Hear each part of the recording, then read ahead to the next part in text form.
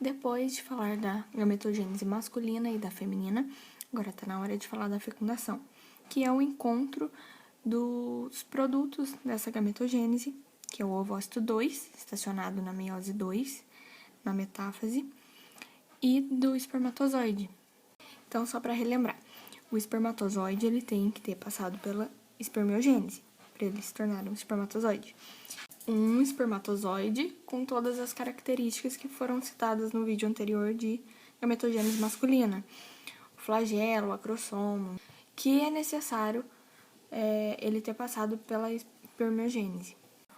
O ovócito 2, então, ele está estacionado em metáfase 2, com a zona pelúcida desenvolvida, somente formada, e está acompanhado da corona radiata e do cúmulo zoóforos.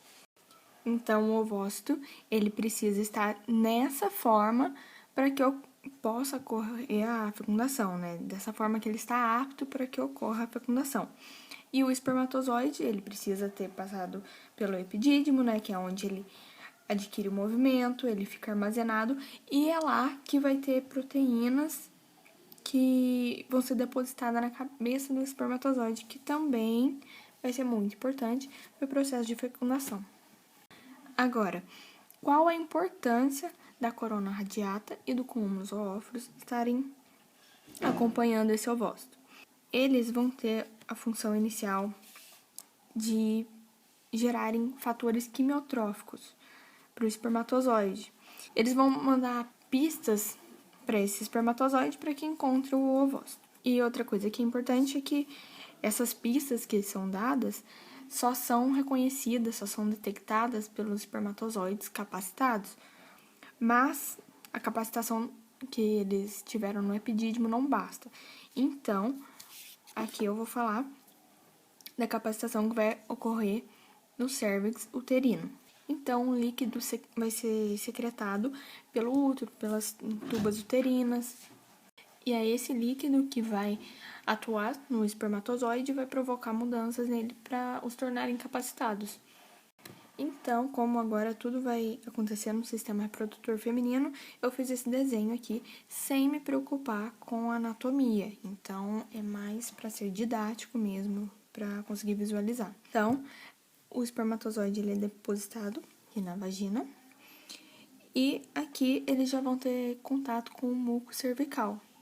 Vale lembrar que o pH da vagina ele é ácido, então muitos podem morrer aqui já, porém tem que considerar o período do ciclo menstrual, ou seja, se tiver no período fértil, o muco liberado ele é alcalino, então ele meio que combate essa acidez e ajuda o espermatozoide a chegar ali e conseguir, porque ele quer que ocorra a fecundação, né? Então, é tudo para favorecer isso.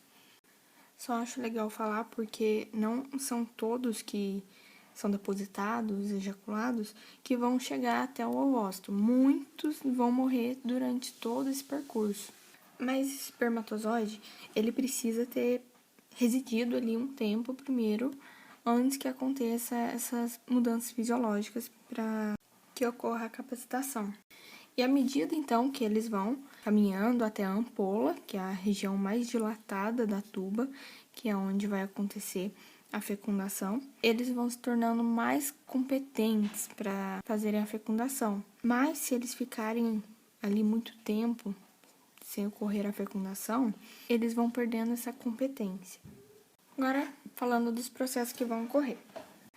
A mudança lipídica tem a remoção de um colesterol por proteínas ali presentes, e essa remoção, ela permite que, primeiro, vocês precisam lembrar da biologia celular. O colesterol, ele fica ligado a proteínas ou a lipídios. Então, nesse caso aqui, vai ser a proteínas. E aí, quando retira o colesterol, ele permite que essa proteína ela consiga se ligar à zona pelúcida, lá pra frente. Então, essas proteínas elas vão se agrupar na cabeça ali do espermatozoide, e aí, mais pra frente, vocês vão ver sobre isso. Outro processo é a mudança proteica. Enquanto algumas proteínas são importantes e se agrupam ali na cabeça dos espermatozoides, algumas proteínas, elas podem ser, é possível que elas bloqueiem os locais de reconhecimento dessas proteínas que vão se ligar à zona pelúcida. Então, vai ter a perca dessas proteínas. Eu digo que é possível que isso aconteça porque foi com base que eu li no livro, então parece não ter nada confirmando que é isso, mas é possível que seja isso. E a outra mudança, que é a mais importante, essas outras duas ficam mais como curiosidade, essa é a que você tem que memorizar, que é a abertura dos canais de cálcio. Eu vou resumir porque não é todo mundo que gosta de detalhe, mas caso você tenha alguma dúvida, você me mande que eu posso esclarecer explicando essas outras coisas. Em resumo, então, esses cálcios e uns cálcios que entram, eles são responsáveis por aumentar o batimento flagelar. Isso vai permitir que, lembra que está vindo um líquido em direção a eles, como pistas, mas só os capacitados respondem. Por quê? Porque capacitado está relacionado com ter a abertura desses canais de cálcio e o aumento flagelar. Ou seja, ele precisa ter esse aumento do batimento flagelar para que ele consiga ir contra o fluxo. Imagina, o líquido está vindo aqui, ele precisa ir contra esse fluido. Essa resposta contra a corrente é chamada de reotaxia. Então, eles já passaram por tudo. Mas, se chegar aqui é o istmo, aqui é a ampola. Se chegar aqui alguns que não sejam capacitados, eles podem se ligar à membrana das células, fica numa ligação ali temporária, que aí eles vão se soltar quando eles se tornarem capacitados. Então, quando eles se ligam ali, o tempo de vida deles é alongado. Então, você pode relacionar. Se diminuir a taxa de capacitação dos espermatozoides, vai aumentar a probabilidade dele encontrar o ovócito. Então, chegaram na ampola, que é onde vai ocorrer a fecundação por ser a região mais dilatada. O ovócito, ele foi capturado pelas fímbrias, que é esse negocinho aqui, e com o batimento ciliar, os cílios presentes na tuba, e as contrações musculares, vai ajudar a posicionar o ovócito. Posicionado, então, os espermatozoides vão chegar e ainda vão ter barreiras para passar até conseguirem se fundir ao ovócito.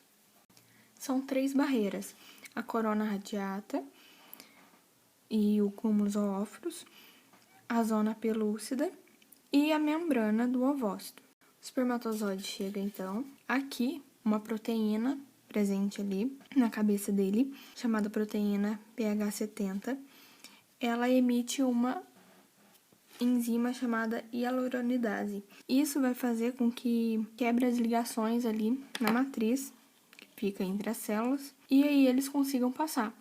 Então, todo espermatozoide que chega ali faz isso, libera essa enzima e vai quebrando as ligações. Ou seja, enquanto os primeiros que chegaram ali, eles estão tentando entrar, o último que chegar, ele vai ter mais facilidade, porque os outros já meio que liberaram o acesso para ele.